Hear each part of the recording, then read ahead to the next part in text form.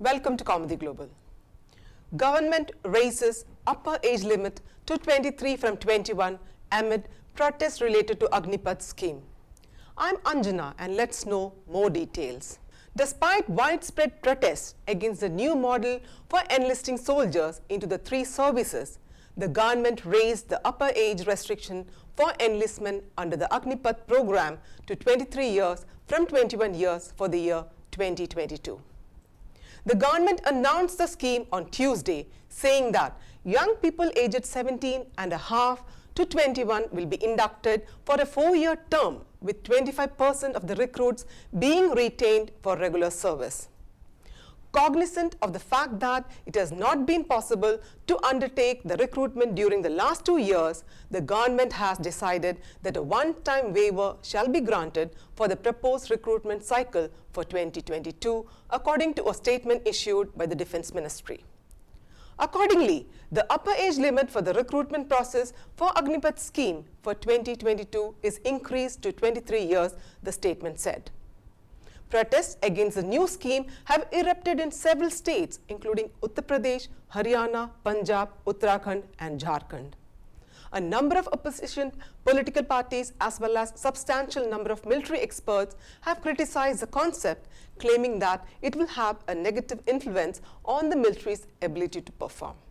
The government envisioned the new plan for recruiting personnel in the Army, Navy and Air Force as a substantial revision of the decades-old selection procedure aimed at increasing the youthful profile of the three services.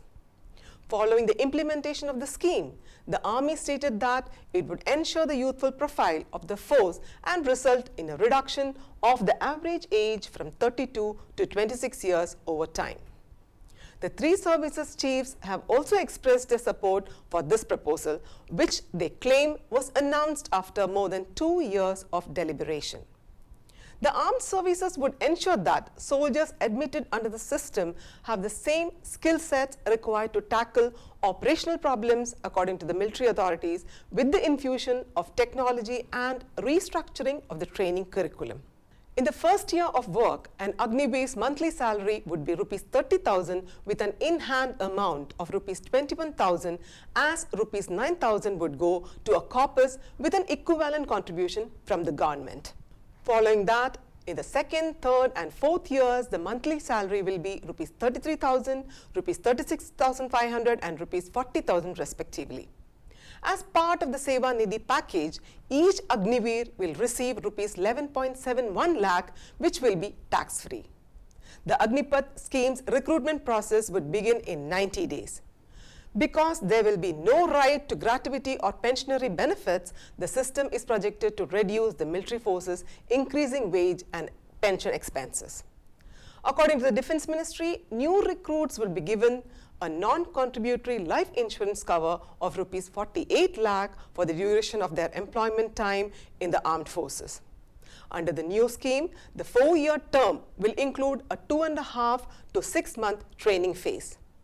Faced with a significant opposition to the policy, the government said that the new recruitment model would provide the armed forces new capabilities, improve India's overall might, and allow young people to serve their country better. In a series of social media posts, the government's information dissemination arm said the scheme will help the military take advantage of the technical skills and fresh thinking of the youngsters.